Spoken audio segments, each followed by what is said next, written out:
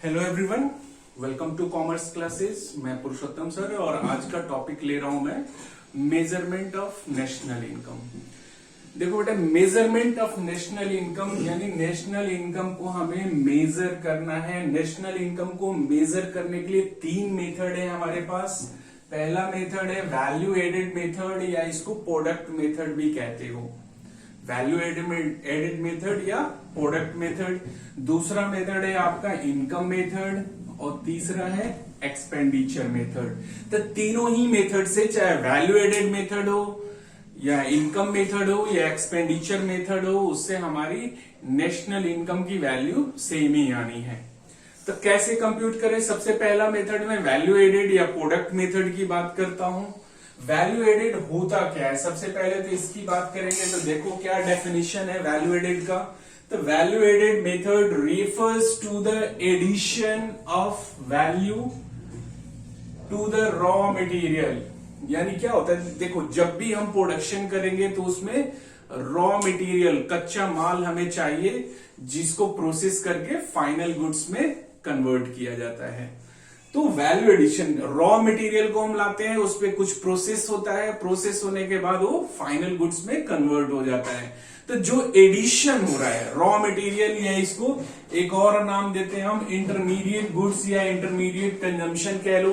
तो raw material या intermediate goods में जो एडिशन हो रहा है in the process of production, उसी को क्या कहा जाएगा? Value added. तो क्या डेफिनेशन है? Value added refers to the addition of value to the raw material, यानी रॉ मटेरियल या इंटरमीडिएट गुड्स में जो एडिशन हो रहा है ड्यूरिंग द प्रोडक्शन एक्टिविटीज या during the process of production. तो जो एडिशन हो रहा है उसी को हम क्या कहेंगे? Value added by a form. अब ये एडिशन कौन करता है? तो कोई भी फॉर्म या प्रोड्यूसर जहां पर प्रोडक्शन का काम हो रहा है थ्रू इट्स प्रोडक्टिव एक्टिविटीज। तो सिंपल सा कॉन्सेप्ट है कि थ्रू जितने भी फॉर्म्स हैं जो प्रोडक्शन का काम कर रही हैं, उन प्रोडक्टिव प्रोडक्शन के काम करने का मतलब कि किसी ना किसी आइटम, गुड्स या सर्विसेज का प्रोडक्शन हो रहा है वहां पर। तो प्रोडक्शन में क्या होता है? In the process of production जो रॉ मटेरियल या इंटरमीडिएट गुड्स में जो एडिशन हो रहा है during the process of converting them into final goods, उस एडिशन को ही हम क्या कहेंगे? Value added. तो वैल्यू एडेड एक तरह, अब इसको अगर फॉर्मूले में हम देखें तो क्या कह सकते हैं कि वैल्यू एडेड का क्या मतलब हो गया जी? तो वैल्यू ऑफ आउटपुट, जो भी हमने गुड्स प्रोड्यूस किया उसको क्या कहेंगे? Value of output minus intermediate consumption. ध्यान रखना। तो अगर हमें वैल्यू एडेड कैलकुलेट करना है तो क्या करना है? तो टोटल पहले वैल्यू ऑफ आउटपुट आप फाइंड करोगे कि कितने का गुड्स हमने प्रोड्यूस किया है। तो वैल्यू ऑफ आउटपुट, उसमें से हमने क्या करना है? तो इंटरमीडिएट कंजम्पशन या लाइक रॉ मटेरियल या जो भी और इंटरमीडिएट चीजें यूज हुई हैं, यानी जिनको यूज करके, जिनको कन्वर्ट करके जो फाइनल गुड्स में कन्वर्ट हुआ है। तो रॉ मटेरियल और क्या होता है? फाइनल गुड्स में कन्वर्ट हो जाता है। तो वैल्यू ऑफ आउटपुट में से हमने क्या करना है? इंटरमीडिएट कंजम्पशंस को माइनस करना है। एक चीज और माइंड में रखो कि अगर आपको इंटरमीडिएट कंजम्पशन गिवन है क्वेश्चन में और साथ में इंपोर्ट्स भी दिया हुआ है, तो इंपोर्ट्स ऑलरेडी आपके इंटरमीडिएट कंजम्पशन का ही पार्ट है, इसको अलग से हमें नहीं लेना है। तो क्वेश्चन करते समय जब न्यूमेरिकल लगाओगे तो अगर इंटरमीडिएट कंजम्पशन हमें गिवन है और अलग से फिर हमें इंपोर्ट्स दिया हुआ, इंपोर्ट्स भी क्या हो गया? रॉ मटेरियल वगैरह को हम फॉरेन कंट्री से जब मंगाते हैं तो उसको इंपोर्ट कहा जाता है। तो इंटरमीडिएट कंजम्पशन का मतलब कि total raw material, total intermediate goods की हम बात कर रहे हैं, चाहे वो डोमेस्टिक मार्केट से हमने प्रोक्योर किया हो या फॉरेन कंट्री से हमने उसको मंगाया है, इट डजंट मैटर। तो जब भी इंटरमीडिएट कंजम्पशन की हम बात करेंगे तो उसमें इंपोर्ट्स ऑलरेडी इंक्लूडेड है। अगर कुछ स्पेसिफिकली हमें क्वेश्चन में नहीं दिया हुआ है तो imports are the part of intermediate consumption. ध्यान रखना। तो इस तरह से क्या करते हैं कि हमने क्या करना है कि वैल्यू एडेड हमने देख लिया। अब क्या होता है कि किसी भी इकोनॉमी के अंदर जितने भी प्रोड्यूसिंग एंटरप्राइजेज हैं उन सारे प्रोड्यूसिंग एंटरप्राइजेज या फॉर्म्स के वैल्यू एडेड को अगर हम टोटल कर दें तो उसी को क्या कहा जाता है, gross value added at market price. तो ग्रॉस वैल्यू एडेड, इसको क्या कहोगे, gross value added. Gross value added at market price का मतलब क्या हुआ कि जितने भी फॉर्म्स या प्रोड्यूसर्स हैं जो वैल्यू का एडिशंस कर रहे हैं, अगर उसको हम टोटल कर दें तो वही हो गया gross value added at market price. तो क्या मैंने लिखा कि value added by each producing enterprise, जितने भी प्रोड्यूसिंग एंटरप्राइजेज फॉर्म्स हैं, प्रोड्यूसर्स हैं, उनके थ्रू जो भी वैल्यू एडिशन हो रहा है, यानी रॉ मटेरियल को फाइनल गुड्स के कन्वर्जन के प्रोसेस में जो एडिशन हो रहा है उनके थ्रू, वो सारे वैल्यू एडेड को अगर हम प्लस कर देते हैं तो वही हमारा क्या हो जाएगा, gross value added at market price. और इकोनॉमी के अंदर जितने भी gross value added at market price है, इसको टोटल कर दोगे तो वही आपका हो जाएगा क्या, GDP at market price. The sum of gross value added at market price is equal to GDP, यानी gross domestic product at market price. तो ध्यान देना, ग्रॉस वैल्यू एडेड कह लो, टोटल ग्रॉस एडेड वैल्यू को ही हम gross domestic product at market price भी कहेंगे। अब बात आती है कि वैल्यू ऑफ आउटपुट क्या है।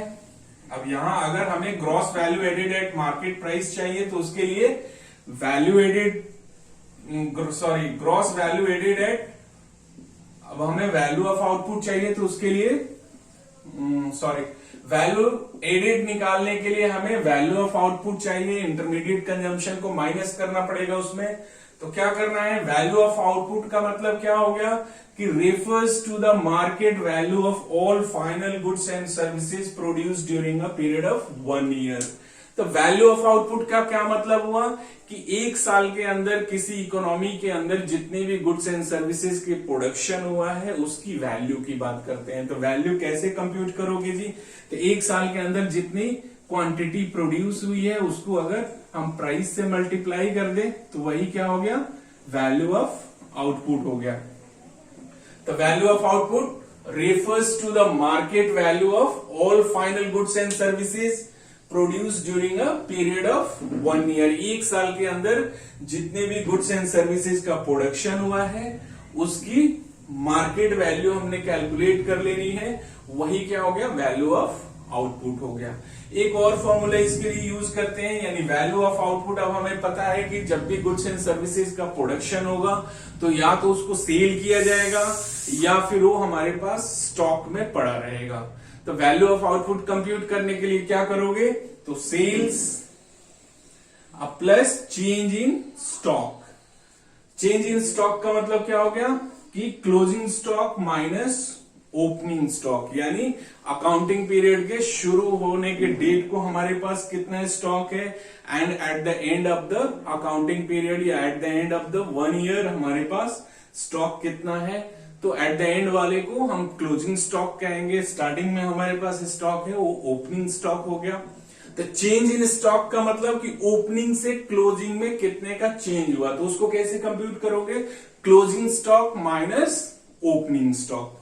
तो सिंपल सा कॉन्सेप्ट है कि अगर आपको सेल्स चाहिए, वैल्यू ऑफ आउटपुट चाहिए, तो देख लेंगे कि टोटल कितना हमने सेल्स किया है और उसमें चेंज इन स्टॉक हम प्लस कर देंगे।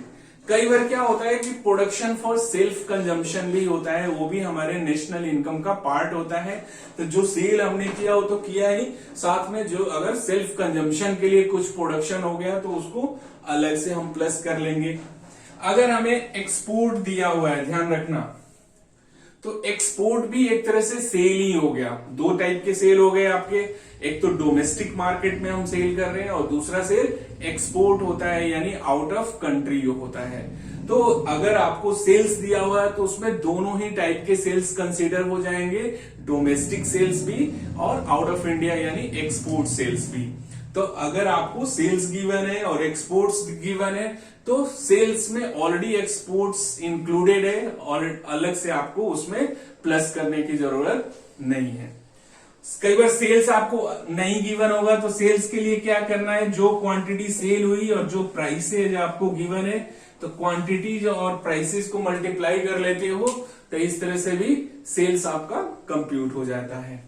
तो इस तरह से हमने बेसिक कॉन्सेप्ट कवर किया कि वैल्यू एडेड क्या होता है जी। तो वैल्यू एडेड का मतलब कि ड्यूरिंग द प्रोडक्शन प्रोसेस जो रॉ मटेरियल को फाइनल गुड्स में हमने कन्वर्ट करना है, उसमें जो एडिशन होता है वही वैल्यू एडेड हो गया।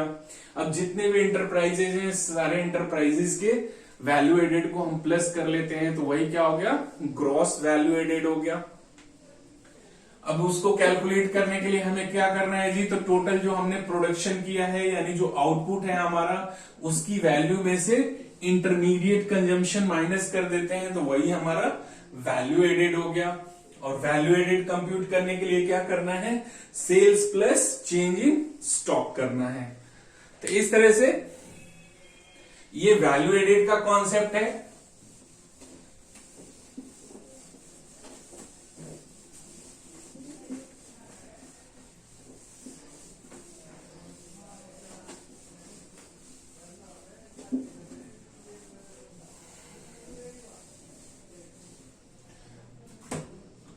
अब बात करते हैं कि वैल्यू एडेड मेथड, यानी जो पहला मेथड है हमारा क्या है, वैल्यू एडेड मेथड। इस मेथड, वैल्यू एडेड मेथड कहो या प्रोडक्ट मेथड कहो, एक ही बात है। इसको प्रोडक्ट मेथड भी आप कह सकते हो। तो इस मेथड के थ्रू अगर हमने नेशनल इनकम कंप्यूट करना है, तो क्या क्या स्टेप्स होंगे, स्टेप फॉलो करना है आपको। पहला स्टेप्स क्या है जी, कि किसी भी इकोनॉमी या कंट्री के अंदर जितने भी प्रोड्यूसिंग फॉर्म्स हैं या प्रोड्यूसिंग एंटरप्राइजेज हैं, उनको क्या करना है, आपको आइडेंटिफाई करना है। तो सबसे पहले क्या करना है कि identify and classify the production units. जितने भी प्रोडक्शन यूनिट्स है आपके इकोनॉमी में, उनको आइडेंटिफाई करना है। तो first step is identify the production units. Economy के अंदर जितने भी प्रोडक्शन यूनिट्स हैं, उनको आइडेंटिफाई करना है। आइडेंटिफाई करने का मीनिंग क्या हो गया कि नॉर्मली इकोनॉमी को 3 सेक्टर्स में हम डिवाइड करते हैं, प्राइमरी सेक्टर्स, आपका इंटरमीडिएट सेक्टर्स और टेरिशरी सेक्टर्स।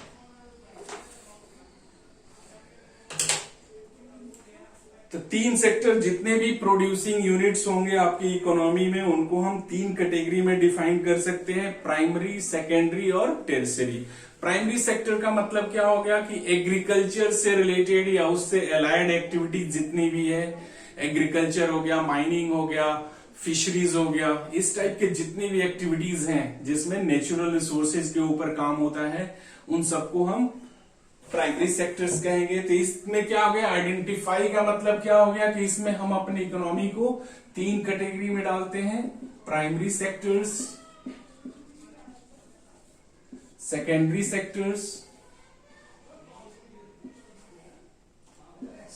सेक्टर्स, और तीसरा है हमारा टेरिशरी सेक्टर।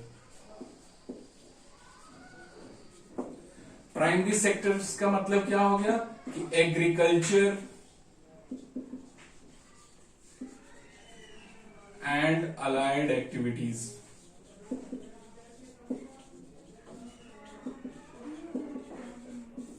एग्रीकल्चर या उससे रिलेटेड जितनी भी एक्टिविटीज होती है, जिसमें माइनिंग, फिशिंग, वो सारे कुछ आ जाते हैं, वो सारी एक्टिविटीज हमने प्राइमरी सेक्टर में लेना है। सेकेंडरी में नॉर्मली आपका मैन्युफैक्चरिंग सेक्टर्स जितने होते हैं उसको आप ले लोगे, मैन्युफैक्चरिंग सेक्टर्स, जहां पर भी प्रोडक्शन का काम होता है वो सारा आपका सेकेंडरी सेक्टर्स में आ गया। और third is services sector. Services का मतलब कि जहां पर किसी चीज का प्रोडक्शन नहीं हो रहा है, सिंपली वहां पर सर्विसेज दिया जा रहा है, जैसे banking and insurance. Banking and insurance sector क्या हो गया, आपकी सर्विसेज सेक्टर हो गया, जहां पर सर्विसेज दी जा रही है आपका।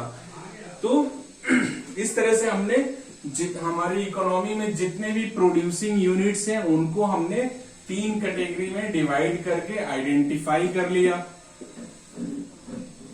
तो प्राइमरी सेक्टर, सेकेंडरी सेक्टर्स और टेरिटरी सेक्टर्स में जितने भी प्रोडक्शन यूनिट्स है इकोनॉमी के अंदर, first of all we have to identify them and after that second step हमारा क्या होगा, स्टेप 2 में आप क्या करोगे, तो आप जितने भी प्रोडक्शन यूनिट्स हमने आइडेंटिफाई किया उनसे ग्रॉस वैल्यू एडेड हमने कंप्यूट करना है, क्योंकि उसके थ्रू हमें क्या करना है, GDP at market price compute करना है। तो इसके लिए क्या करोगे, तो gross value added at market price आपने चाहिए। अब ये जितने भी सेक्टर्स हैं इनका हमें क्या चाहिए, gross value added at market price. तो प्राइमरी सेक्टर्स का में जितने प्रोडक्शन यूनिट्स हैं उनका भी gross value added at market price हमने कंप्यूट कर लिया। सेकेंडरी सेक्टर्स में भी जितने हैं उनके भी gross value added at market price, और टेरिटरी सेक्टर्स में भी जितने भी आपके प्रोडक्शन यूनिट्स होंगे उनकी भी हमें gross value added at market price compute कर लिया। और उसके बाद ये जितने भी सेक्टर्स या प्रोडक्शन यूनिट्स के gross value added at market price होंगे उसको टोटल कर लोगे, और टोटल कर लोगे तो वही क्या हो जाएगा, जीडीपी एट मार्केट प्राइस। तो इस तरह से सेकेंड स्टेप में आपको क्या करना है, कंप्यूट करना है। सेकेंड स्टेप में आपको जीडीपी एट मार्केट प्राइस आपको कंप्यूट करना है। जीडीपी का मतलब gross domestic product at market price. तो ये कैसे कंप्यूट करोगे जी, तो it is sum of gross value added at market price. तो जितने भी प्रोड्यूसिंग सेक्टर्स हैं उन सारे सेक्टर्स का हमने gross value added at market price compute करके उनको टोटल कर दिया, वही हमारे लिए क्या हो गया, जीडीपी एट मार्केट प्राइस हो गया। अब ग्रॉस वैल्यू एडेड कंप्यूट करने के लिए हमें क्या करना होता है, इसके लिए क्या फॉर्मूला है जी, तो ग्रॉस वैल्यू एडेड कैलकुलेट करने के लिए क्या करना है, तो value of output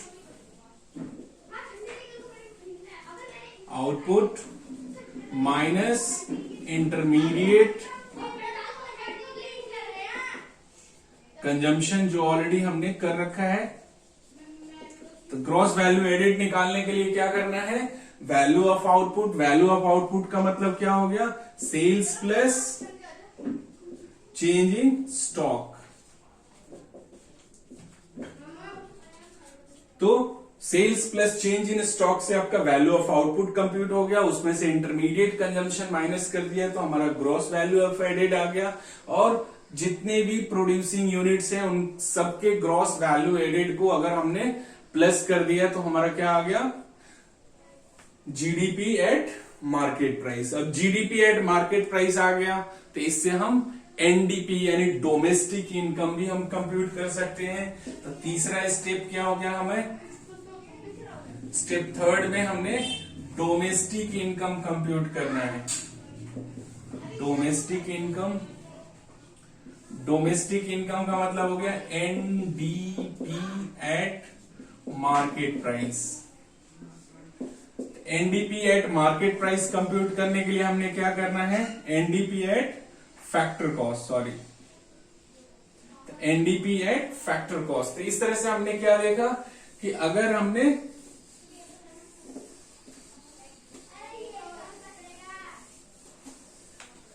third step में हमने क्या कंप्यूट करना है जी, एनडीपी एट फैक्टर कॉस्ट। इसी को आप क्या कहोगे, डोमेस्टिक इनकम। डोमेस्टिक इनकम, इसके लिए क्या करना है, तो GDP at market price already आपका कंप्यूट हो चुका है।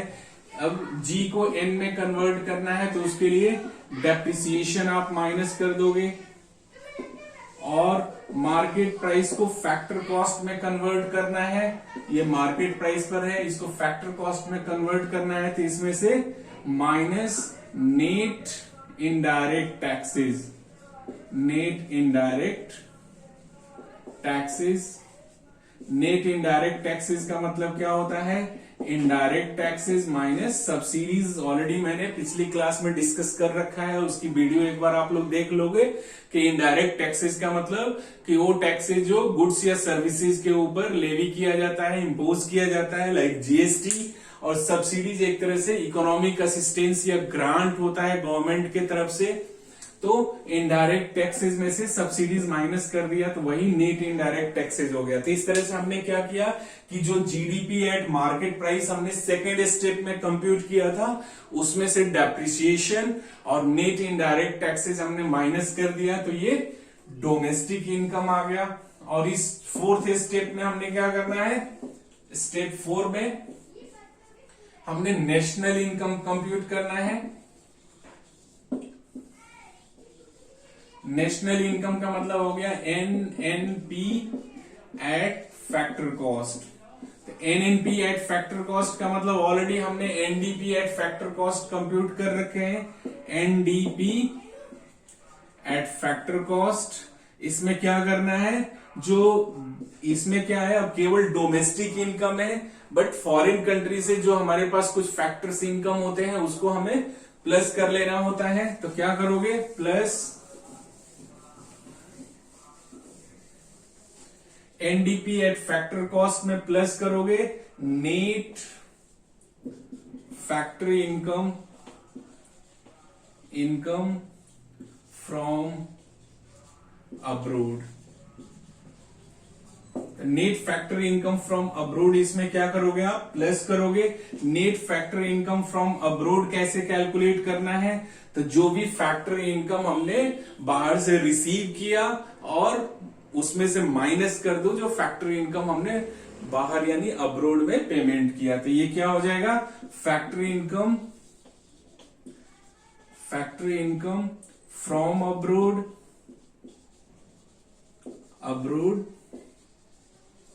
Minus factory income to abroad. तो ध्यान रखो हमने क्या करना है, डोमेस्टिक इनकम में net factory income from abroad जो है उसको प्लस करना है। Net factory income from abroad कैसे कंप्यूट होगा, तो फैक्ट्री इनकम फ्रॉम अब्रोड, बाहर से जो इनकम हमने रिसीव किया उसमें से माइनस कर देना है जो फॉरेन कंट्री में इनकम हमने पे किया। तो इस तरह से हमारा नेशनल इनकम कंप्यूट हो जाएगा। तो हमने क्या देखा कि सबसे पहले वैल्यू एडेड कंप्यूट करना है। वैल्यू एडेड कंप्यूट करने के लिए क्या करोगे, तो value of output minus intermediate consumption कर देना है। वैल्यू ऑफ आउटपुट का मतलब sales plus change in stock होता है। इंटरमीडिएट कंजम्पशन मतलब लाइक रॉ मटेरियल वगैरह हो गया। फिर जितने भी वैल्यू एडेड हो रहा है उसको अगर टोटल कर दें तो वही हमारा जीडीपी एट मार्केट प्राइस हो जाएगा। और जीडीपी से फिर एनडीपी यानी डोमेस्टिक इनकम कंप्यूट करना है और फिर उससे नेशनल इनकम कंप्यूट हो जाएगा। एक और कॉन्सेप्ट आ जाता है कई बार। अब हमने क्या देखा, ग्रॉस वैल्यू एडेड हमने कंप्यूट कर लिया एट मार्केट प्राइस। ये क्या हो गया, तो value of output minus intermediate consumption. कई बार आपको नेट वैल्यू एडेड भी कंप्यूट करने के लिए आ जाएगा। Net value added at market price या फैक्टर कॉस्ट कुछ भी हो सकता है। तो gross value added at market price minus depreciation, यानी ग्रॉस वैल्यू एडेड में से अगर डेप्रिसिएशन हम माइनस कर देते हैं, डेप्रिसिएशन या कंजम्पशन ऑफ फिक्स्ड कैपिटल एक ही बात है। इस डेप्रिसिएशन को आप कंजम्पशन ऑफ फिक्स्ड कैपिटल भी कह सकते हो, कंजम्पशन ऑफ फिक्स्ड कैपिटल।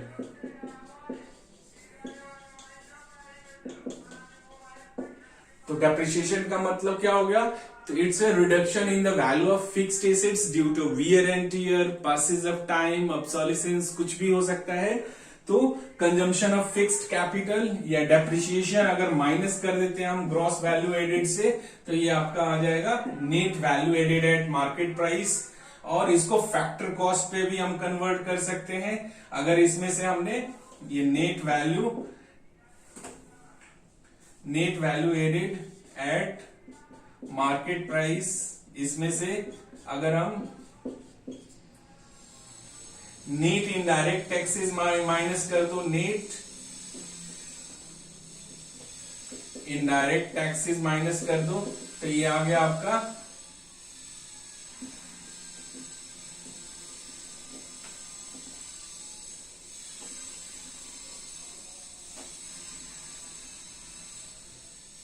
अगर net value added at factor cost आपको चाहिए, इसी को आप एनडीपी एट फैक्टर कॉस्ट भी कहोगे, एक ही बात है।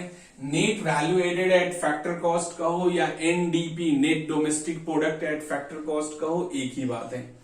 तो ये कंप्यूट करने के लिए अगर ग्रॉस वैल्यू एडेड आपको गिवन है, एट मार्केट प्राइस गिवन है, तो इसमें से आप डेप्रिसिएशन माइनस करोगे तो ये नेट वैल्यू एडेड आ गया। और अगर मार्केट प्राइस को फैक्टर कॉस्ट में चाहिए तो क्या करना होगा, माइनस नेट इनडायरेक्ट टैक्सेस। तो ध्यान रखना है, simply gross value added at market price से भी net value added at factor cost आप कंप्यूट कर सकते हो, और उसी को डोमेस्टिक इनकम यानी एनडीपी एट फैक्टर कॉस्ट भी कहा जाएगा। डोमेस्टिक इनकम का मतलब क्या हो गया, एनडीपी एट फैक्टर कॉस्ट। कुछ प्रिकॉशन लेने हैं इस वैल्यू एडेड मेथड या प्रोडक्ट मेथड को करते समय, कुछ प्रिकॉशंस हमने लेने हैं।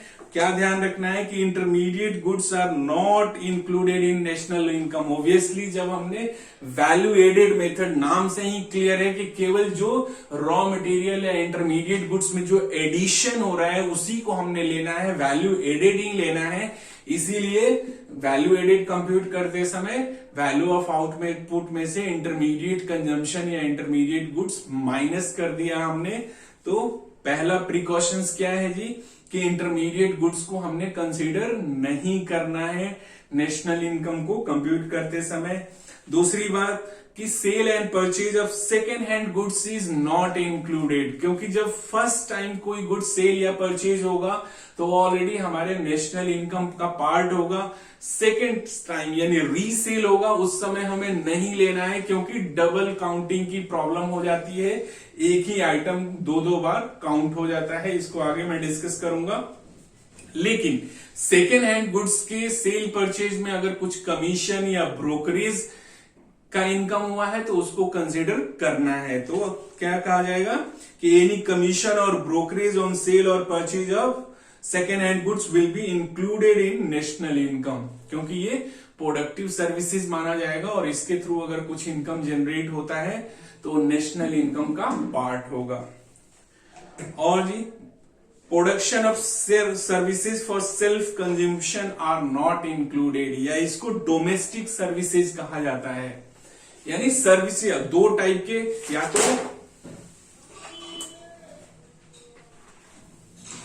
तो आप गुड्स का प्रोडक्शन करोगे या सर्विसेज का। तो गुड्स का प्रोडक्शन हो रहा है, अगर गुड्स का प्रोडक्शन सेल्फ कंजम्पशन के लिए हो रहा है तो उसको तो नेशनल इनकम में हमें कंसीडर करना है। लेकिन सर्विसेज अगर सेल्फ कंजम्पशन के लिए है तो उसको हमें गुड्स नेशनल इनकम में कंसीडर नहीं करना है। जैसे एग्जांपल लो कि एक डॉक्टर है, वो क्लिनिक चलाता है, उसमें बाहर के पेशेंट्स को ट्रीट करता है तो वो नेशनल इनकम का पार्ट हुआ। लेकिन वही डॉक्टर अगर अपने फैमिली मेंबर को ट्रीटमेंट दे रहा है फ्री ऑफ कॉस्ट तो वो नेशनल इनकम का पार्ट नहीं हो गया, वो डोमेस्टिक सर्विसेज हो गया। एक हाउसवाइफ घर में काम कर रही है तो वो भी नेशनल इनकम का पार्ट नहीं हुआ, वो डोमेस्टिक सर्विसेज हो गया। एक टीचर अपने घर में अपने बच्चे को पढ़ा रहा है तो वो डोमेस्टिक सर्विसेज हो गया, वो नेशनल इनकम का पार्ट नहीं हो गया। तो क्या मैंने कहा कि production of services for self consumption are not included, लेकिन production of goods for self consumption, या इसको कह सकते हो कि production consumption for self consumption of goods, ये आपके नेशनल इनकम का पार्ट होगा। Imputed value of owner occupied houses should be included, इसका मतलब क्या हो गया, imputed value of owner occupied houses. अब क्या होता है कि एक हाउस है, उसमें ओनर खुद ही रह रहा है तो उसको कहीं से रेंट तो नहीं मिलता है, लेकिन अगर वो रेंट पर देना चाहे तो दे सकता है और उससे उसको रेंटल इनकम हो सकती है। तो imputed value of owner occupied houses का मतलब कि ओनर जिस घर में खुद ही रह रहा है उससे उसकी जो रेंटल वैल्यू है उसको हम उस घर की imputed value of owner occupied houses कहेंगे। तो self occupied houses, owner occupied houses की जो रेंटल वैल्यू होगी that should be included in national income. इसको और चेंज इन स्टॉक तो हमें लेना ही है, closing stock minus opening stock हमें कंसिडर करना है। तो ये आपका वैल्यू एडेड मेथड का कॉन्सेप्ट हो गया। इसमें कुछ क्वेश्चन मैं न्यूमेरिकल्स क्वेश्चन लेता हूं और उसको करते हैं। न्यूमेरिकल्स में मैं केवल अभी वैल्यू एडेड मेथड का ही लूंगा।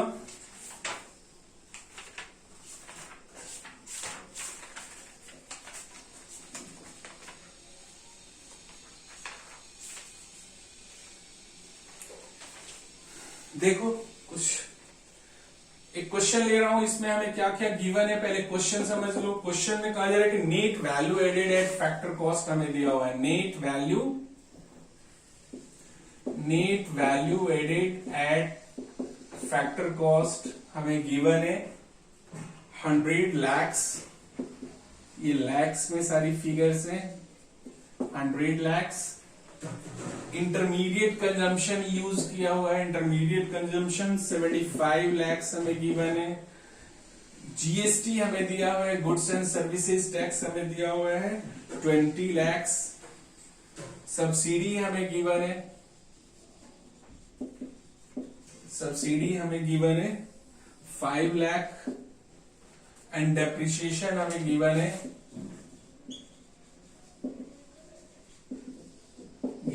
10 लाख।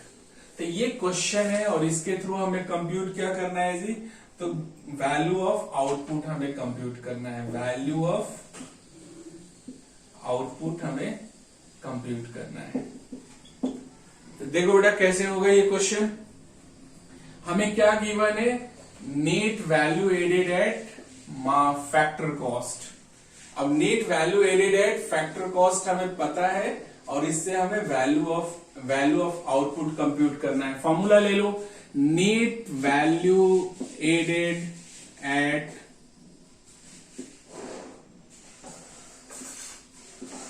फैक्टर कॉस्ट का क्या फॉर्मूला होता है जी, तो gross value added at market price. इसमें से क्या माइनस कर दें हम, तो इसमें से डेप्रिसिएशन अगर हम माइनस कर दें और नेट इनडायरेक्ट टैक्सेस, दो चीजें अगर हम माइनस कर दें तो ये क्या आ जाएगा, net value added at market price. दूसरी चीज कि ये ग्रॉस वैल्यू एडेड हमें कंप्यूट करने के लिए क्या करना होगा, तो ग्रॉस वैल्यू एडेड के लिए हमें क्या करना है, तो sales plus change in stock चाहिए। तो sales plus change in stock चाहिए, तो उसकी तो जरूरत है नहीं हमें। Sales plus change in stock या वैल्यू ऑफ आउटपुट हमें सीधा दिया हुआ है, तो क्या कर लोगे आप,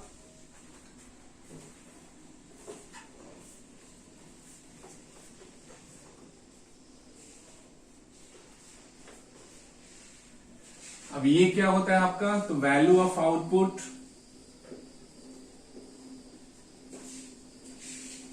माइनस इंटरमीडिएट कंजम्पशन। तो इस तरह से हम क्या फॉर्मूला बना सकते हैं कि gross value added at factor cost चाहिए, तो हम क्या कर लेंगे, तो value of output minus intermediate consumption, इसमें से डेप्रिसिएशन माइनस कर दें, इसमें से नेट इनडायरेक्ट टैक्सेस माइनस कर दें, तो हमारा क्या आ जाएगा, net value added at factor cost. अब यही चीज हमें फाइंड करना है, बाकी सारी चीजें हमें दी हुई है, इंटरमीडिएट कंजम्पशन भी दिया हुआ है, डेप्रिसिएशन भी हमें पता है, नेट इनडायरेक्ट टैक्सेस के लिए ये हो गया आपका जीएसटी हो गया इनडायरेक्ट टैक्सेस, और इसमें से सब्सिडी माइनस कर देते हो तो क्या आ गया आपका नेट इनडायरेक्ट टैक्सेस। तो एडजस्ट कर लो। अब वैल्यू ऑफ आउटपुट फाइंड करना है तो क्या करना है, ये सारे माइनस वाले को इधर ले आओ, तो ये फॉर्मूला क्या बन जाएगा, value of output equal to क्या हो जाएगा, तो नेट वैल्यू, ये सारे माइनस वाले को इधर ले आओगे तो net value value net value added at factor cost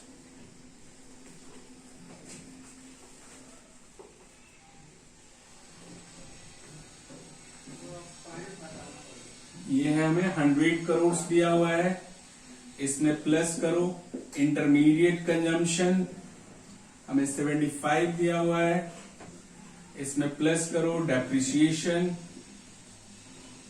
depreciation हमें कितना दिया हुआ है जी 10 लाख, सारी फिगर लैक्स में है। और इसमें नेट इनडायरेक्ट टैक्सेस हमें प्लस करना है, माइनस प्लस कर देना है। तो नेट इनडायरेक्ट टैक्सेस क्या होता है, indirect taxes minus subsidies. Indirect taxes आपका कितना है जी 20 और सब्सिडी कितना है 5, तो 20 माइनस 5 यानी 15। ये टोटल कर लो तो 100 प्लस 75 प्लस 10 185 प्लस 15 200 लैक्स। ये क्या आ गया आपका वैल्यू ऑफ आउटपुट। तो सिंपल सा इसमें हमने क्या किया कि net value added at factor cost हमें दिया हुआ है। Net value added at factor cost के लिए हमें क्या चाहिए, तो ग्रॉस वैल्यू एडेड चाहिए। ग्रॉस वैल्यू एडेड क्या होता है, value of output minus intermediate consumption, और डेप्रिसिएशन इसमें से माइनस कर देंगे तो क्या हो जाएगा, ये हो गया आपका gross value added at market price. इसमें से डेप्रिसिएशन और नेट इनडायरेक्ट टैक्सेस हमने माइनस कर दिया तो नेट वैल्यू एडेड आ गया। अब अगर वैल्यू ऑफ आउटपुट चाहिए तो क्या करना होगा, ये सारे आइटम्स इंटरमीडिएट कंजम्पशन, डेप्रिसिएशन और नेट इनडायरेक्ट टैक्सेस को हमें net value added at factor cost में प्लस करना पड़ेगा। एक और क्वेश्चन देखता हूं।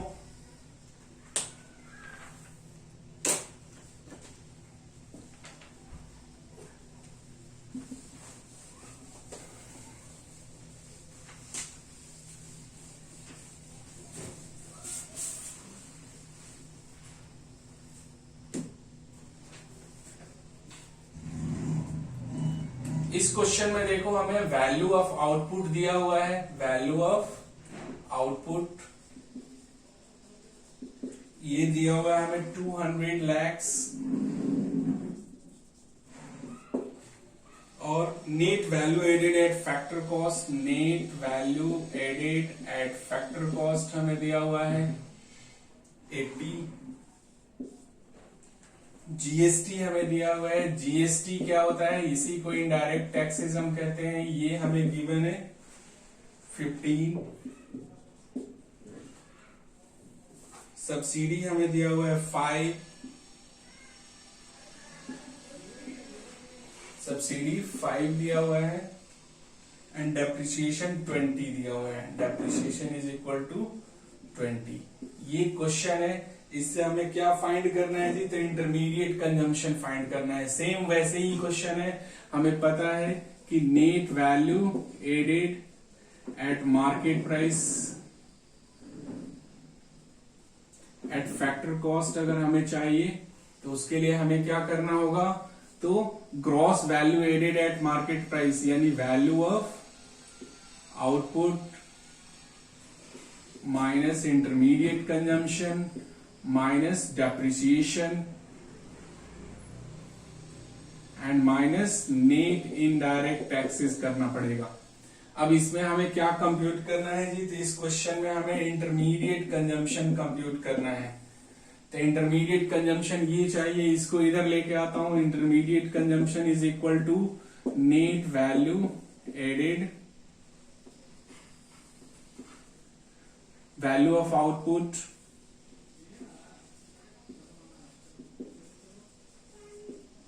ये इसको मैं इधर ले जा रहा हूं minus net value added at factor cost minus depreciation minus net indirect taxes. तो वैल्यू ऑफ आउटपुट हमें 200 करोड़ गिवन है, नेट वैल्यू एडेड हमें 80 गिवन है, डेप्रिसिएशन हमें 20 गिवन है, और नेट इनडायरेक्ट टैक्सेस कितना हो जाएगा जी, तो इनडायरेक्ट टैक्सेस माइनस सब्सिडीज, तो माइनस 15 माइनस 5 इस तरह से ये करोगे तो क्या हो जाएगा 200 माइनस 80 माइनस 20 और माइनस 15 प्लस 5, ये माइनस माइनस प्लस हो गया। तो इस तरह से हमारा आंसर कितना हो जाएगा 200 माइनस 80 माइनस 20, ये 90 lakhs आ जाएगा। 90 lakhs ये आंसर हो गया।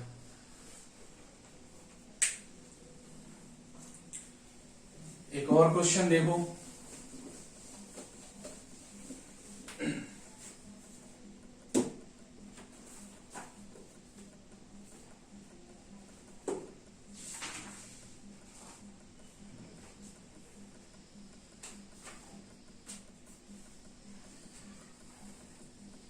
हमें कहा जा रहा है कि durable use producer goods with a life span of 10 years। Durable goods की बात किया जा रहा है कि कोई ड्यूरेबल प्रोड्यूसर गुड्स है, यानी इसको एसेट्स आप कह सकते हो। Durable use producer goods means assets, fixed assets जिसको मोर देन 1 years के लिए यूज होता है, और इसका लाइफ स्पान हमें 10 years का दिया है, यानी कोई एसेट्स खरीदा गया है जो 10 साल के लिए है और उसकी वैल्यू कितनी है 10 लाख की है। तो कहने का मीनिंग क्या हो गया कि durable use producer goods, durable use producer goods अगर हमें दिया हुआ है और ये 10 लाख की है, और कहा जा रहा है कि इसका लाइफ स्पैन कितना है जी 10 years का है, तो एसेट्स की कॉस्ट कितना है, एसेट्स का कॉस्ट 10 लाख और 10 सालों के लिए है, तो हर डेप्रिसिएशन इसके बेसिस पर हम कंप्यूट कर सकते हैं। तो यहां पर डेप्रिसिएशन क्या हो जाएगा जी, तो एसेट्स का जो कॉस्ट है 10 लाख और वो कितने ईयर्स के लिए यूज हो रहा है, तो 10 years के लिए यूज हो रहा है। ये 10 लाख से ये 10 years है, तो 1 लाख पर ईयर ये क्या हो गया डेप्रिसिएशन हो गया। तो इससे डेप्रिसिएशन आपका कंप्यूट हो गया। Single use producer goods, single use producer goods means intermediate consumption या रॉ मटेरियल जिसका सिंगल यूज एक बार ही यूज होता है, उसको इंटरमीडिएट गुड्स या रॉ मटेरियल आप कह सकते हो। ये 5 गिवन है आपका। सेल्स आपको दिया हुआ है, सेल्स की फिगर हमें दी हुई है 20 lakhs। Unsold output produce during the year, unsold output का मतलब क्या हो गया, अनसोल्ड आउटपुट मतलब ये स्टॉक हो गया।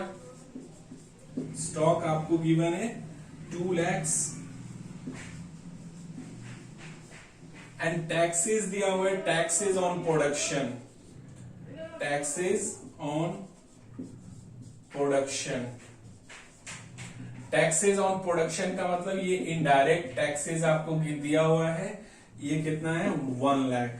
अब इससे हमें net value added at factor cost compute करना है, net value added at factor cost compute करना है। कैसे करोगे जी,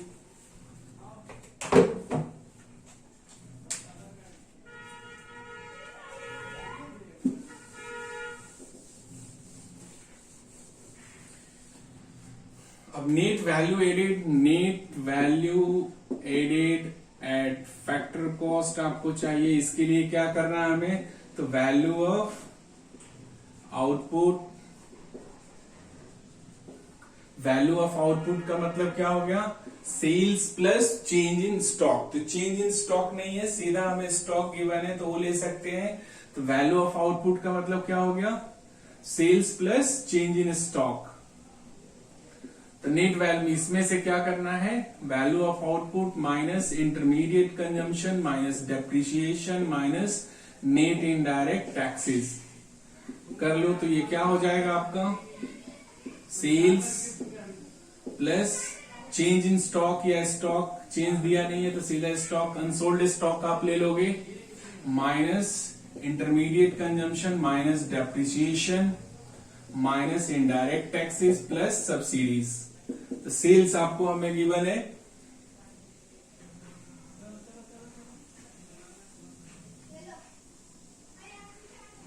20 lakhs प्लस स्टॉक है हमारा unsold stock 2 lakh minus intermediate consumption 5 lakh minus depreciation 1 lakh minus taxes on production यानी इनडायरेक्ट टैक्सेस 1 लाख। ये टोटल कर लेते हैं तो कितना हो गया जी 22 माइनस 517 माइनस 2 यानी 15 लाख। ये आपका आंसर आ गया। एक और क्वेश्चन लेता हूं।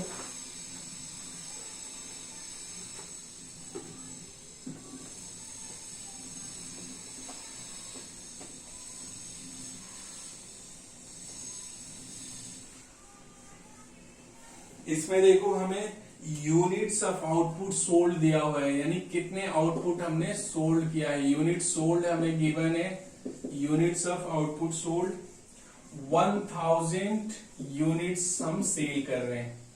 और क्या दिया है जी price per unit of output given है हमें, price per unit of output ये दिया हुआ है हमें 30।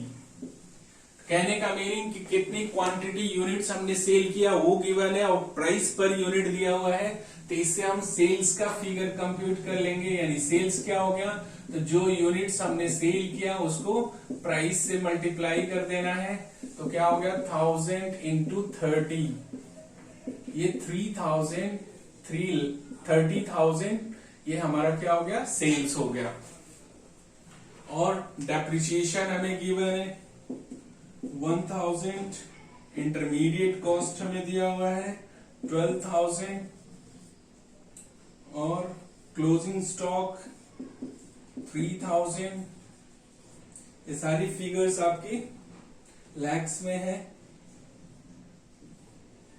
Closing stock 3000, opening stock 2000 and GST दिया हुआ है आपको। जीएसटी का मतलब इंटरमीडिएट इनडायरेक्ट टैक्सेस, ये दिया हुआ है आपका 6000। हमें कंप्यूट क्या करना है जी, तो gross value added at factor cost. हमें इससे क्वेश्चन से क्या कंप्यूट करना है,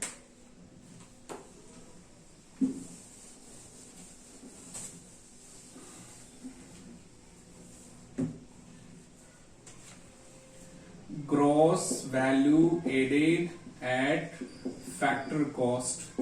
अब ग्रॉस वैल्यू एडेड सिंपली अगर ग्रॉस वैल्यू एडेड हमें चाहिए तो क्या करते हैं हम, value of output minus intermediate consumption.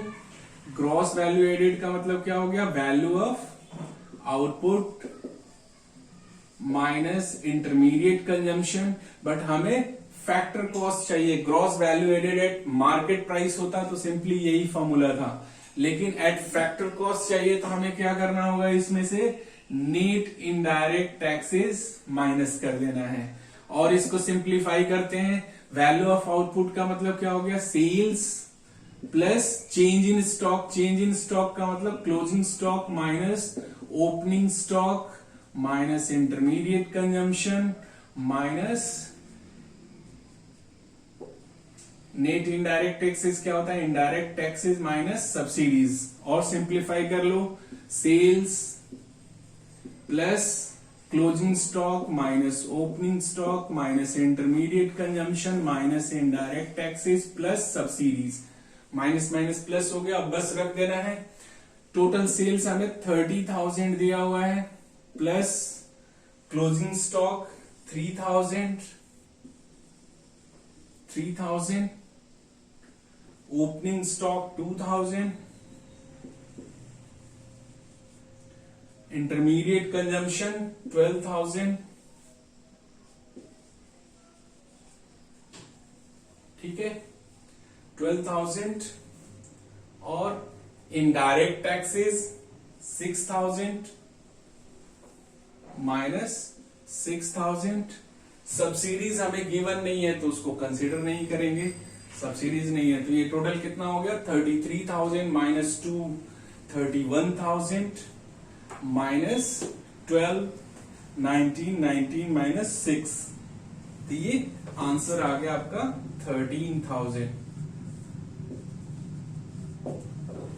इस तरह से आप न्यूमेरिकल्स इसके लगाते चले जाओगे।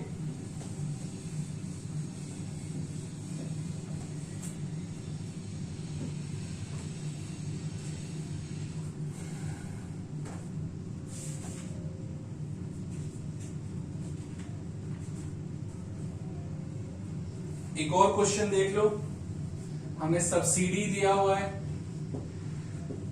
सब्सिडी 40 lakhs, 40 lakhs, ये सारे लैक्स में फिगर है। सब्सिडी 40 lakhs, सेल्स का फिगर हमें दिया हुआ है 800 lakhs, डेप्रिसिएशन हमें दिया हुआ है 30 lakhs, एक्सपोर्ट दिया हुआ है, एक्सपोर्ट्स 100 lakhs, और आपका closing stock 20 lakhs, opening stock 50 lakhs, intermediate purchases 500 lakhs, purchase of machinery for own use, purchase of machinery for own use, ये हमें गिवन है 200 lakhs, and imports of raw material,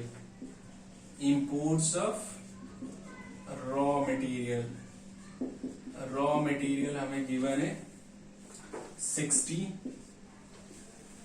हमें compute करना है इसमें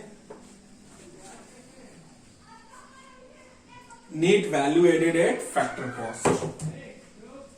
इससे हमें क्या चाहिए,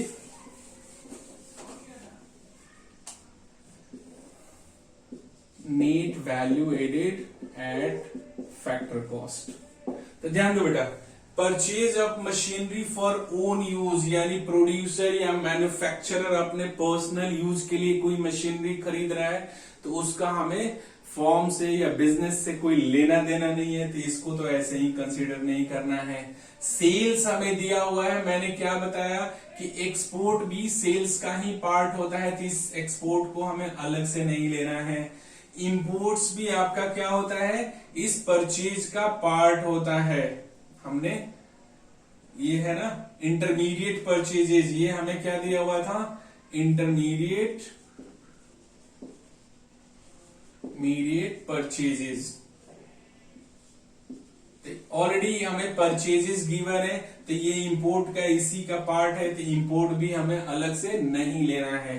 तो net value added factor cost का मतलब क्या हो गया, तो वैल्यू ऑफ आउटपुट का मतलब हो गया sales plus change in stock means closing stock minus opening stock, और उसमें से क्या करना है, डेप्रिसिएशन माइनस कर दोगे तो ये नेट आ गया, और इसमें से नेट इनडायरेक्ट टैक्सेस माइनस कर दोगे तो ये फैक्टर कॉस्ट पे हो जाएगा। तो क्या करना है अब हमें, सेल्स और सिंप्लीफाई कर लो, sales plus closing stock minus opening stock minus depreciation minus indirect taxes plus subsidies. तो सेल्स कितना दिया हुआ है आपको, 800 lakhs plus closing stock 20 minus opening stock 50 minus depreciation 30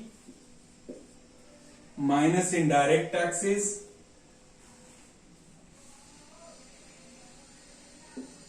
indirect taxes नहीं दिया हुआ है तो वहां 0 ले लो, माइनस 0 हो गया। अब प्लस सब्सिडी आपको 40 लाख दिया हुआ है, सॉल्व कर लेना है, यही आंसर हो जाएगा। तो इस तरह से आप बेटा वैल्यू एडेड मेथड यानी प्रोडक्ट मेथड्स के न्यूमेरिकल लगा सकते हो। नेक्स्ट क्लास में मैं इनकम मेथड और उसके न्यूमेरिकल लूंगा, next to next expenditure method और उसके न्यूमेरिकल्स। तो इस तरह से पूरा ये measurement of national income cover कराऊंगा। आज के क्लास में बस इतना ही। आप इसको सब्सक्राइब जरूर कर लो, बेल आइकन हिट करो और अपने फ्रेंड्स में शेयर करो ताकि सबको हर बच्चा बेनिफिट इसका ले सके। Okay, thank you.